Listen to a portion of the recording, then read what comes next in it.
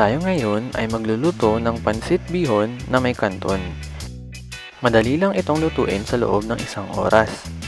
Ito ang mga ingredients na ating kakailanganin. Chorizo na pampabango, frozen tahong at pusit, pwede rin fresh na seafood ang ihalo.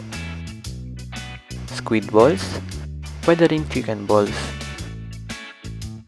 Toyo at mantika, chopped vegetables na mabibili sa grocery, sibuyas at bawang, at wansoy na pampabango ng pansit, paminta at asin pampalasa, bihon at kanton para mas masarap ang ating pansit. Ilagay ang mantika sa mainit na palayok,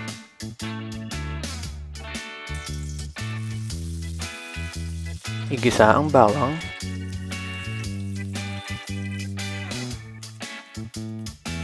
isunod ang sibuyas,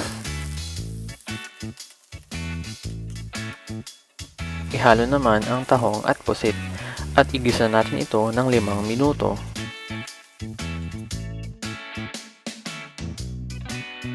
Ihalo naman ang mixed vegetables, lagyan ng asin at paminta.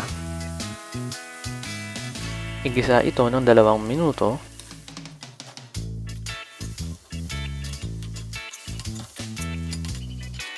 Isalin naman natin ito sa isang lalagyan.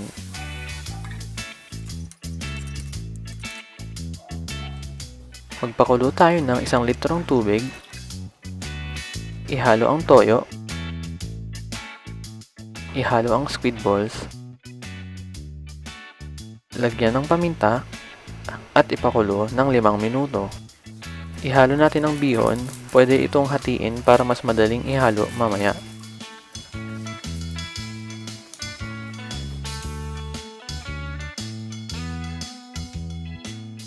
Isunod natin ang kanton at pakuluin natin ito hanggang kumonti ang tubig. Halu-haluin din natin ito para hindi magdikit-dikit ang pansit.